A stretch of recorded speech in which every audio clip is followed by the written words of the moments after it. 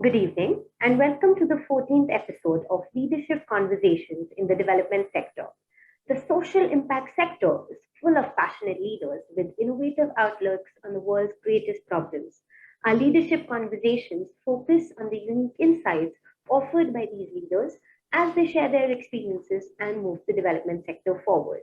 Our host, Go Barefoot, is an interactive web portal dedicated to the social sector. It brings together individuals, NGOs, NPOs, and the CSR arms of organizations with the mandate of creating a one stop information website for both networking and knowledge sharing. We are supported by Catalyst, an NGO which has been preparing young women for leadership roles to create equality in opportunities and bridge the gender gap.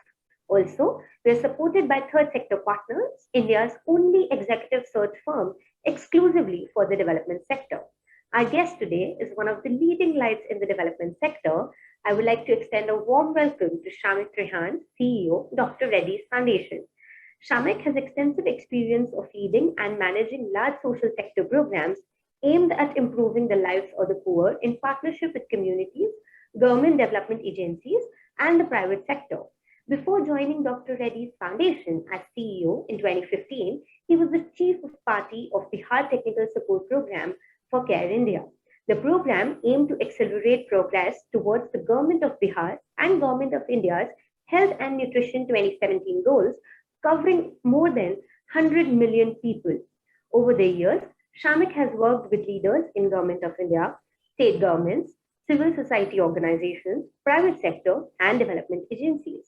His core interest areas are strategy, organization building, and leadership. In conversation with Mr. Trehan is Shital Kakkar, leadership expert and executive presence coach for CEOs. Shital has trained over 75,000 professionals across Asia and has personally coached over 1,000 CXOs in the past 2 decades. She has conducted workshops for diverse organizations across Asia and has been invited as a speaker by leading B-schools and professional associations.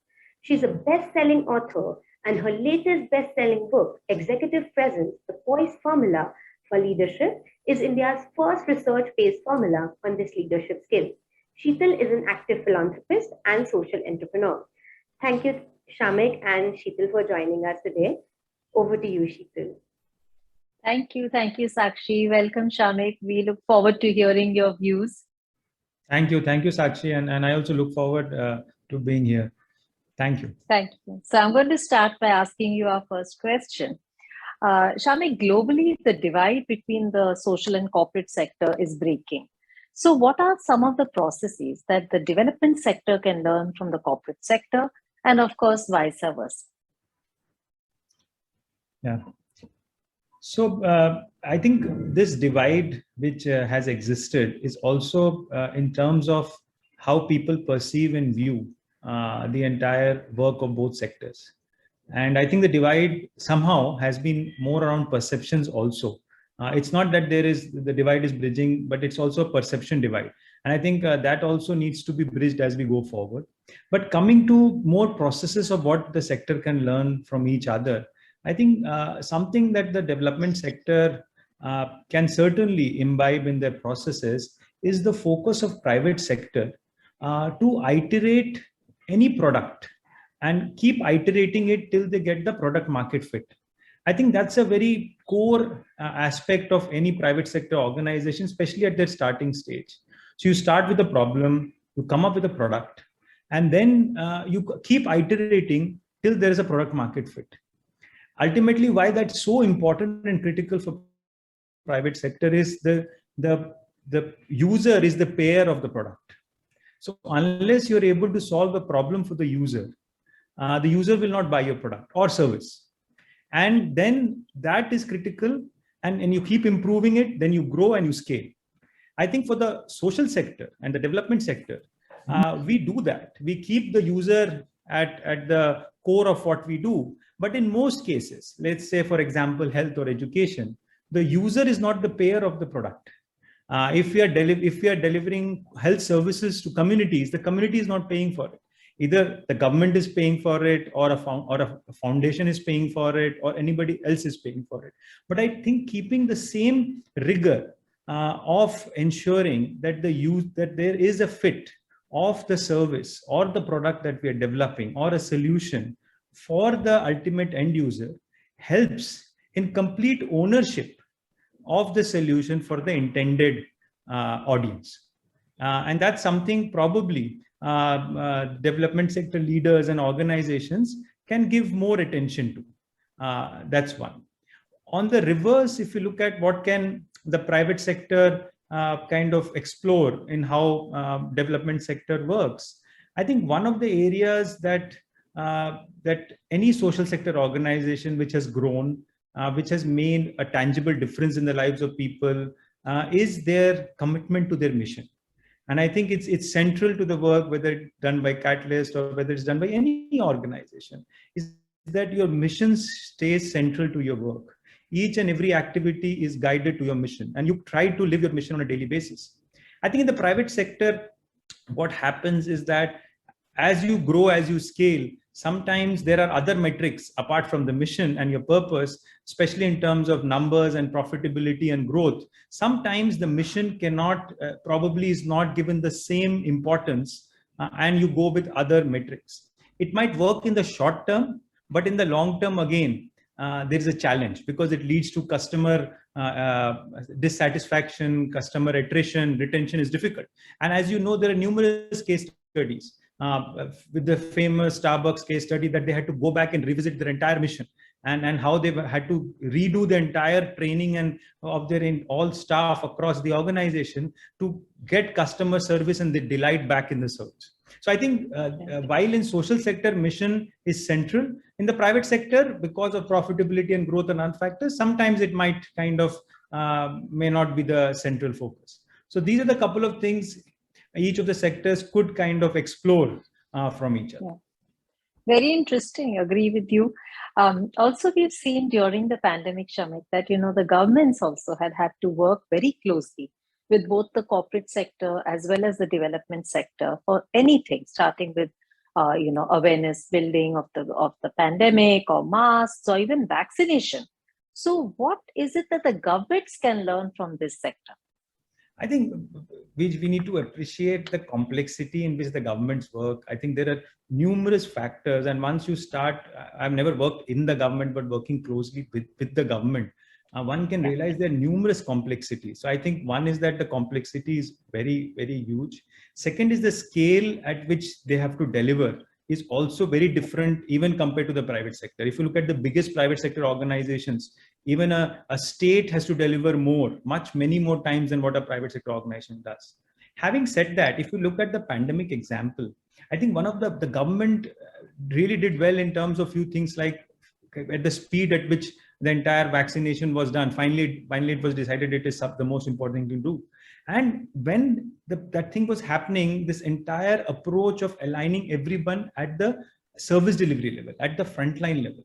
And I think what really makes a difference where social sector always does it, because we are anyway always less on resources, less on staff. So if you look at any frontline program of health, education, livelihoods, there's a lot depending in the development sector on the frontline staff, the staff who is actually making the change on the ground.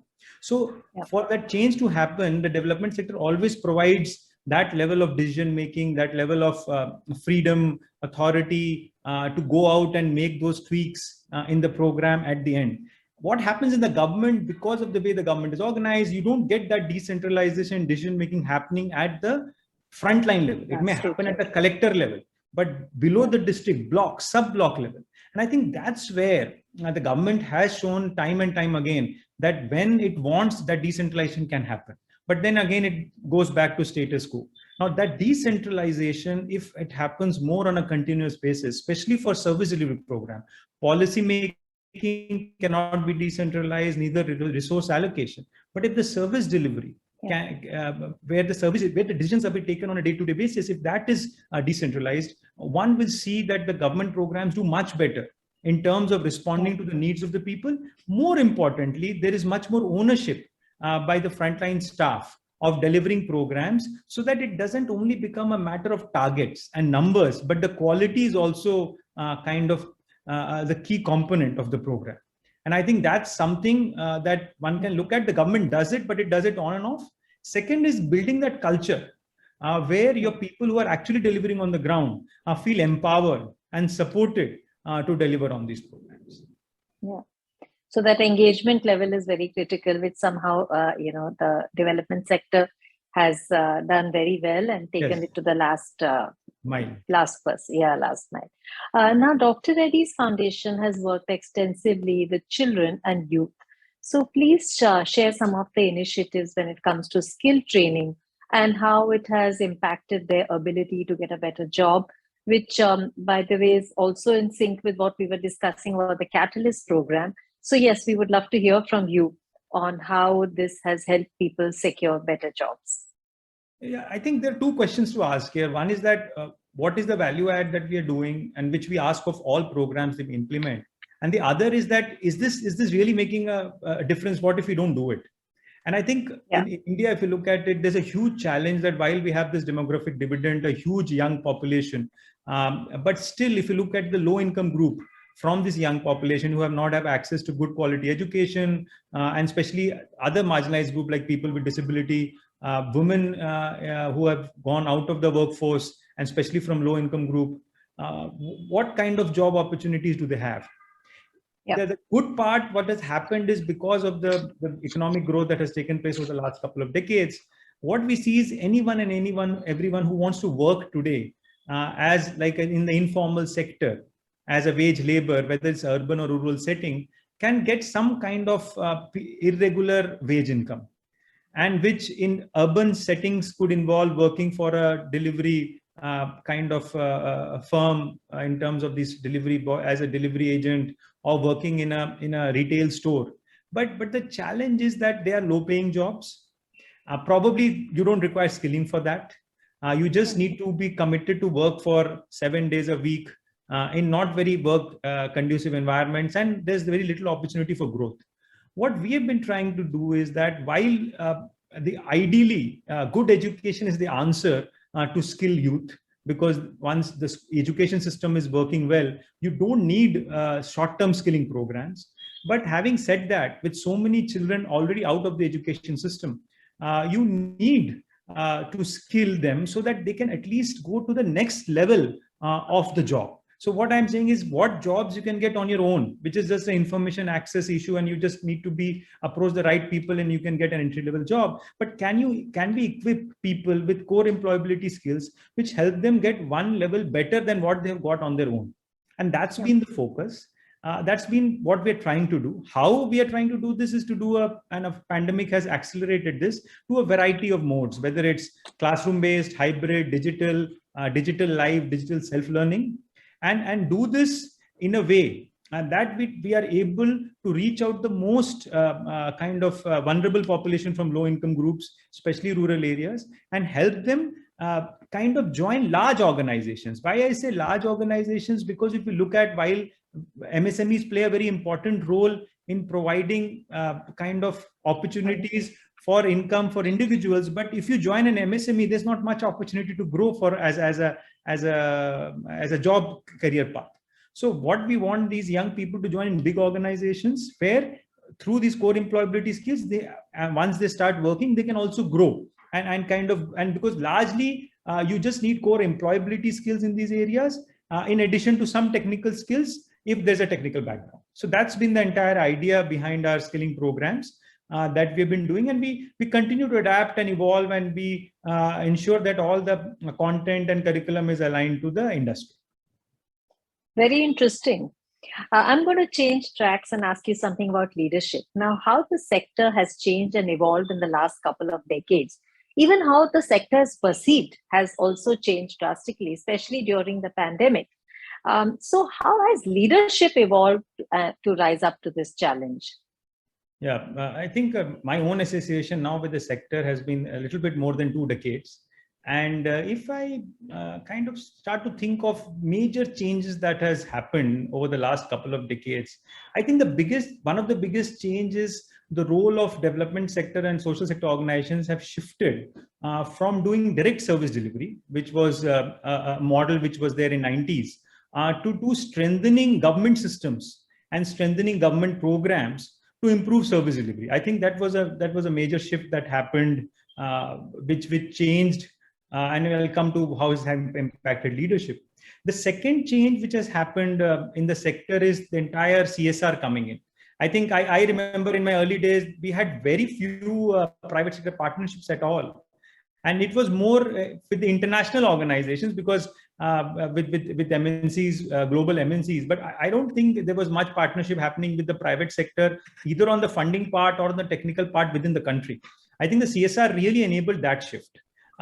In terms of the other shift which has happened is about the technology, which is a big shift on how programs are being done. The community work remains the same. The sector has very close ties with the community. It continues to have close ties with the community. So how has the leadership impacted due to these changes? I think stakeholder engagement, complex relationship management is far more critical today than it was, say, 20, 30 years back. You had a couple of relationships to manage. If you had a big program, I worked in big programs, you had to take care of good donor management. Donor management was the key at that point of time. Then government got added. And I think now with CSR in the mix and private sector, it has become far more complex.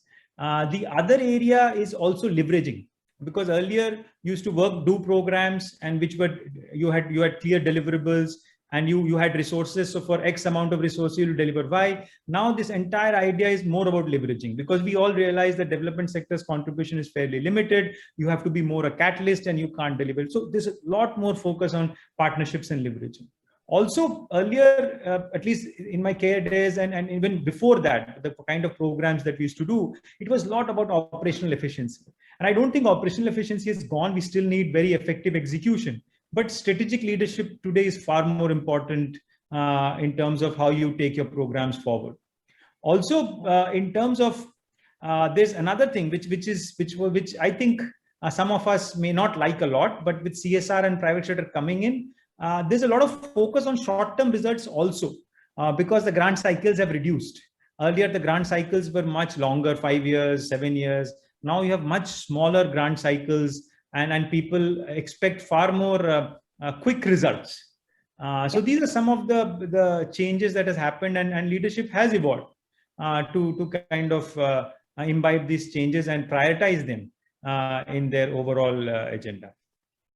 Very interesting. I agree with you about collaborative philanthropy and the fact that a lot more transparency is needed, and donor expectations have gone up. And of course, the 2014 has been a big game changer in terms of CSR and the 2% allocated. So yes, thank you so much. Really very insightful comments.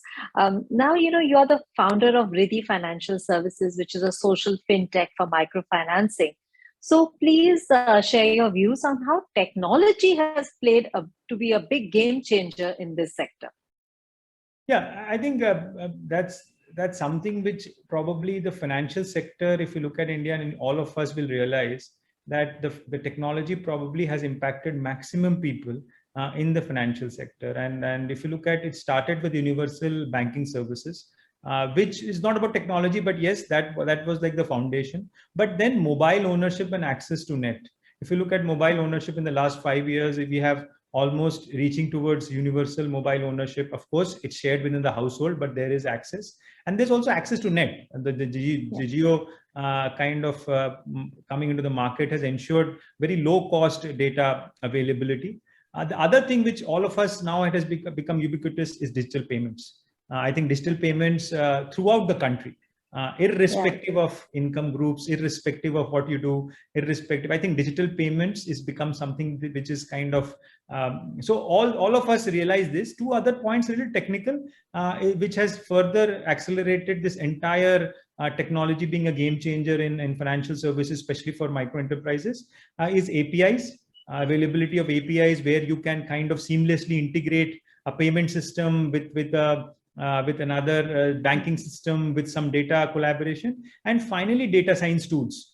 So what it has done is, as part of what we do with the financial services, it has enabled us to provide credit to micro enterprises. These are micro enterprises which have very low turnover, and our focus is only in rural areas and small towns and cities to process the entire from application to disbursal in 24 hours. It's like a premium banking service available for very, very deserving micro enterprises, which earlier used to take weeks and also was limited to formal sector. So it's not only brought new people in the with access credit, but more importantly, provided with them with the same level of service, which is like a premium banking service available to only high income group or upper middle income group people.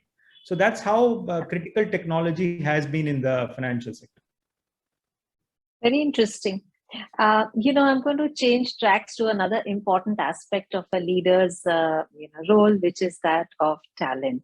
Now, you have interacted with third sector partners in the past, but if you could share your views on how you have proactively developed potential leaders and some possibly best programs or any recommendations that you can make for developing leaders. Yeah, I still feel that all of us are still learning, and I probably all of us need to do a little bit. Largely, what I think any organization, whether you're a manager, and I personally don't think that you have to be in a certain position to help others develop themselves. Sometimes the best feedback and best development can come to you from one of your people who report to you or work with you or much more junior to you. Having said that, I think a few of the basics that I've done, whether it was the earlier program that I worked with, is that you hire or you kind of onboard self-driven people. And by self-driven people, I mean everybody has self-drive. I don't think that this is a rare thing that only few people have self-drive, but self-driven people for a particular cause. So I think you always take people who want to work for a goal, who like doing what they do, and who are really kind of keen about joining the sector or working in a particular area, because it's very difficult to motivate people per se. There has to be this drive from within to do something. And then, of course, apart from that, the most other few important things that we need to look at is how we can give them opportunities. While I realize that experience is always at a premium in any sector, but having said that, I think there's a lot of advantages where young people with no experience can bring to the table, because you have an open mindset, you're ready to learn, you're ready to take risks, and especially giving them opportunities not around decision making, but giving them opportunities to actually executing things, being part of design, being part of larger conversations. And that's very important. And then you create an enabling environment in the organization where there is a culture of feedback, culture of criticism, where people can criticize each other, give feedback. And all this, what does it help is kind of giving space for people to take up opportunities to grow. And that's important. In addition to this, as you said, in terms of programs, I think programs play a very important role and can complement, especially those that have an active mentoring component. So I think those programs which have a mentoring component are very helpful. And also coaching can be helpful, and it has to be need-based. But largely what I personally feel is that it's the work opportunities that shape people. So if you want to develop more and more effective executives and managers, what we need to do, and technical people, we need to give them better and better work opportunities and just give an enabling and supportive environment. Very interesting. And I'm going to just ask, I know it's difficult to make predictions, Shamik, but the fact is that how do you feel that leadership will change in the post-COVID era? Okay.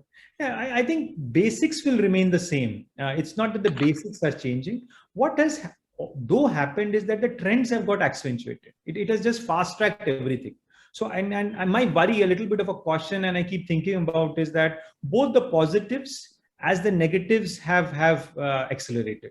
So when I say positives, I think use of technology, it has fast-tracked, more acceptance by community, more acceptance by government, more kind of available to data. But having said that, I also feel that the divides have also accentuated. I think the income gap has further increased. Marginalized have become worse off. I strongly feel the welfare measures are helpful, but we need to do something really critical, especially in terms of education. I think there's a huge challenge that's going to come up. We have had 2-3 years of loss, which is irreparable. And I feel that's something that we at this point in time we might feel good to go back to normal. But I think when we take a review around 2024-25, we'll realize that the problems are going to get harder. Of course, there'll be opportunities. So I think on both sides, things are there, good things, but as well as challenging things. And I think leadership is going to become very critical going forward, and leaders have a very task cut out on how to deal with this situation, because I think for India as a country, this is going to be a critical decade till 2030. And unless we fix some very basic issues around health and education for majority of people, I think it's going to be challenging going forward. And being a low middle income country, we don't have the luxury of a universal basic income and things like that. So I think every organization which is wanting to make a meaningful difference will their hands full as we more go forward. Yes. One final question is, what is your advice to the rising stars of the social sector on how they should manage their careers better? I think it's an individual journey, and all of us get shaped by the experiences we have and by the opportunities we get. Not an advice, but generally few things to keep just in perspective as you navigate your career. I think the most important thing I would say is understanding yourself. Something that all of us struggle. I keep struggling on a daily basis. That how do you understand yourself more better? And while I know it's a little bit cliched that I'm not doing a meditation or something here, but I'm just saying understanding yourself so that we have a free mind. And I think there's nothing greater a skill or say a talent or a resource you can have to have a free mind, a mind that is in order, a mind that is calm. I think we need to, and for that to happen, you have to understand yourself. The other thing I would say, which is more on the external side, is that we become better listeners. I think that's something we should certainly focus on. After that, I think these two require more of silence, understanding self and listening. The other thing which requires more active engagement, I would see, is understanding. And I would say, and I've learned from my own kind of thing, is moving understanding from experience to understanding from explanations. So because we are all, we understand from experiences, but they have huge limitations because those experiences don't generalize, those experiences may not be the reality, those experiences may be one-sided. But if we really want to kind of understand things, we need to be able to explain them. And those explanations should be kind of something which can be tested. Those explanations are something which are sound. And that's something to kind of keep in mind. And finally, I would like to end on that.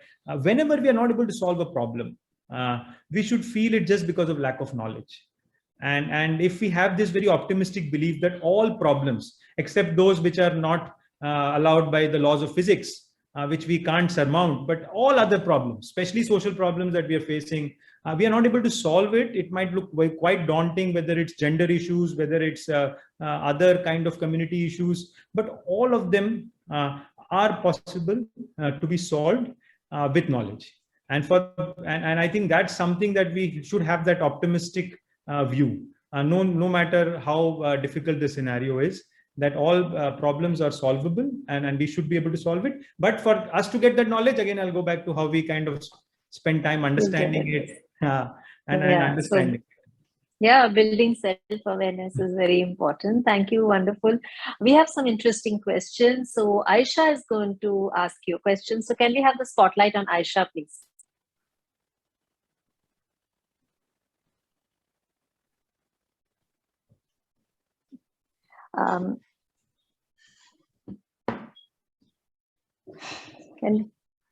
Can we? Yes. Yes. Hi, Ash. Oh, hi. A very good evening.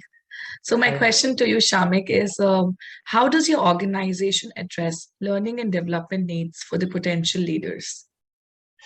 Yeah, so we have tried many things, and we kind of have a mixture of multiple things that we do. But one of the central principles that guide our work is we take people to take charge of their own development. Because what we have realized over a period of time is that organization needs to play the role of enabler. Because earlier we used to think that we need to conduct training programs and we need to be far more actively engaged in delivering these programs and then track and set individual IOP goals and things like that, and self-development plans. But over the period of time, you've realized is that ultimately the ownership has to rest with the individual. So what we have done is we have a host of measures where people can undertake training programs. We have multiple opportunities of coaching, mentoring, courses, also job rotation. But ultimately, everything is aligned towards that you have to take charge of your own development. The other thing that we have done is we also provide, which is very difficult in a sector, to provide a clear career path to people, saying that, okay, you are here today, tell us your aspirations. Where do you want to be in the next 18 to 24 months? Okay, this is your aspiration. How can we help you reach there? So although in our sector, which is more funding driven, it's very difficult. It's not like a private sector where you can build an organization and have a succession planning. But these are some of the common aspirations of everyone to grow. So one is what kind of career growth you have, and second is what kind of skills that you need to match as you grow in your career. So this is how we've been working within the organization. Thank you. Wonderful. We have another question from Rashida. So can we have the spotlight on Rashida, please? A very good evening to you, Shamik. So I would like to talk about gender. How do you think we can promote gender inclusion in tandem with financial empowerment that your organization is presently doing within the meso and micro enterprises sector? Yeah, I think first of all, I just like to say that entrepreneurship itself in India, if you look at it, right now I think with this all these unicorns and people are hearing about it, and I think whatever Shark Tank has done, I don't know what has the real impact has been, but I think entrepreneurship was never a preferred kind of a career path for any middle income or lower income household. It's like more like a forced, like majority of people do it because you can't get a job, you need to kind of somehow earn and you start being an entrepreneur, right? I think that there is the society doesn't really kind of respect entrepreneurs the way they should, because not only you create jobs, and then imagine putting gender. So for women, it's doubly more difficult to become entrepreneurs and lead and get entrepreneurship opportunities. Now, what we have been trying to do is that one is that also the realization is that it's very difficult to create entrepreneurs. So while on the supply side, if you want to go upstream, I think you have to go from the education level. So when we have to really address this issue, we'll have to go back at school level and provide women opportunities starting in as early as high school, and giving them kind of opportunities so that they can think that these are some of the opportunities we have as we go forward. I think once you address at that level, then you have more women entrepreneurs downstream whom you can then tailor make programs and offer customized programs. So I think it has to be solved at both levels. One is at the supply side itself at upstream level, where you have better policies, also at society level. And there has to be a little bit more awareness among parents, and how do you kind of create that kind of change in society, difficult. And then you also need, once within the micro enterprises, you have to have far more kind of your schemes or your policies, which are far more gender inclusive and gender sensitive. So that's, you have to work at both levels to address the issue within the financial inclusion space. Right. We have some questions in the chat as well, and Anjali would also like to ask a question. So Sakshi, could you read out the question from the chat, and in the meantime, we can have the spotlight on Anjali? Sure. So the question that we have is, do you think there is a shift in how development sector leaders are being perceived by mainstream corporate leaders? Yeah, I would like to say that the best thing which has happened is a lot of corporate leaders, and for me, my go-to example has always been the inspirational Azim Premji. And if you look at him, I think he has inspired more corporate leaders than development sectors themselves, not because of the philanthropy he has done, but the candid nature, the candid way he has told that how difficult he has realized is to solve a social problem compared to the organization he ran. And especially in his experience in education. And I think that's something that has really helped. And also the other thing which has helped is that a lot of people in corporate sectors are taking a transition quite early now, probably in their late 30s, early 40s.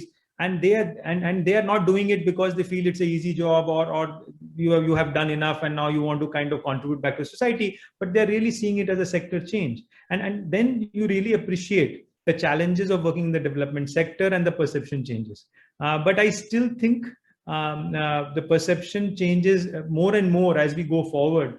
These perception changes will happen at a much faster pace, and things will be far kind of appreciation on both sides, both from the development sector side towards the private sector, as well as the private sector side towards the development sector. Very interesting. So we have time for one final question, and we have Anjali on the screen. Yes, Anjali. Thank you, Shital. Hi, Shamik. It was Hi. so nice to listen to your views. I have a lot of questions, but I'm going to limit myself to one. So your organization, Reddy Financial Services, it has built the first digital lending solution for micro enterprises, right? That helps several small business owners and also self-help groups to expand and achieve great results. What I want to understand from you is, what advice would you give to these small business owners that may soon become leaders and create impact further? Yeah, I think I get to inspire. When I feel inspired every time I interact with them, because their stories are very different from ours.